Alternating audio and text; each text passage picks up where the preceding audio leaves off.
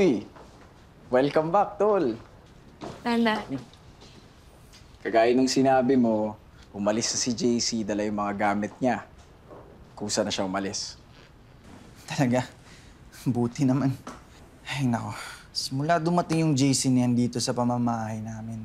Kandaleche-leche na yung buhay ko. Isipin mo yun, nawalan ako ng mga sponsors. Tapos, iniisip pa ng mga tao na bading ako. Tsaka alam mo, Mark, kasalanan ka rin sa akin eh. May gawa nito eh.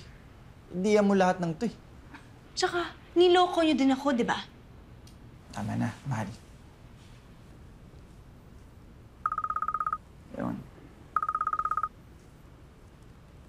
Hello? Sino sila? Hi, JM. This is Pamela of REI Films Productions. This is to inform you na ikaw po ang napili ng aming director at sa tingin po niya ay bagay po kayo para sa lead role na gagawin namin movie. Gagawin. Teka po. Wala naman po akong naalala na may inauditionan po. Ay, tama po ba JM Garcia po ang kausap ko ngayon? Opo. Ako nga po yan. Okay po. Akala ko wrong number. So, tama po. Kayo nga po ito. Hi, I am JM.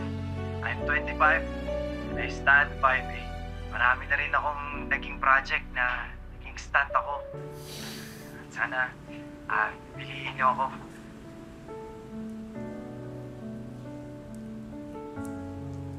Opo. Ako nga po yan. It's okay po. So, bali magte-text na lang po ako ng complete details kung kailan po kayo i-meet in person ng aming director. Salamat po. Opo. Sige po. Maraming salamat po.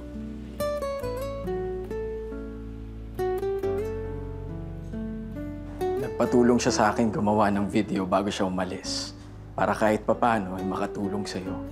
Naalala mo nung na-ospital ka.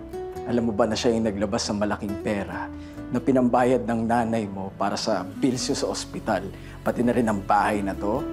Hindi masamang tao si JC, tol. At hindi masama maging bakla. Sa sandaling panahon ko siya nakasama, alam mo, nakita ko sa kanya kung gaano kalaki yung puso niya.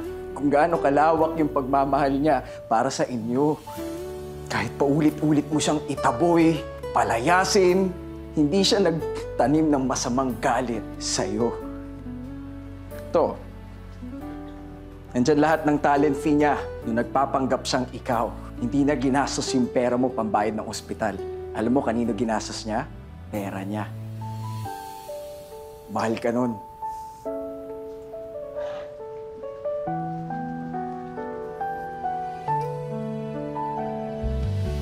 Kambal ko.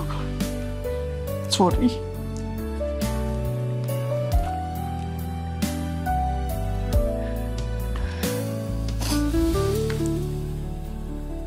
Ayan. Konti na Sana to. lang.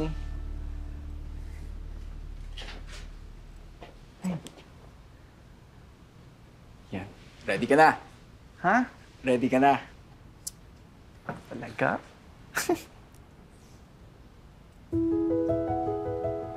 Okay na mag-usap dyan.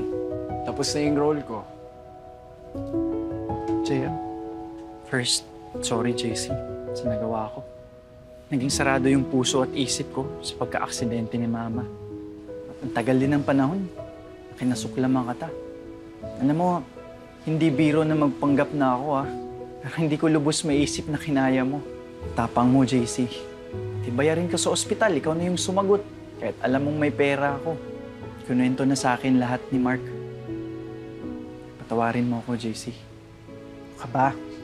Wala na yun. Saka paulit-ulit na sinabi ni Mama sa akin. Patawarin kita at wag na wag ako magtanim ng galit.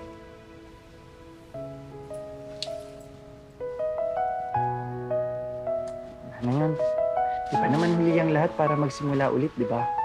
Pero this time, hindi lang natin haharapin yung mundo ng sabay. Hindi magkasama. JC, sana magpatawad mo rin ako. Naku, Claire, sorry din dahil niloko kita. Di ikaw nadamay.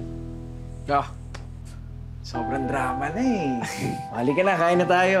Ikaw talaga? Gutom na ako. Kala ko ba Bilis naman? na. Kaloka ka. Tikman mo ngayon to. Napakasarap nito. Oh. Andyan yung kambal ko. Ano ka ba? Okay lang yan. Bakit hindi mo ko niyaya pa dito? Ever? Ay, huwag ka mag-overthink naman.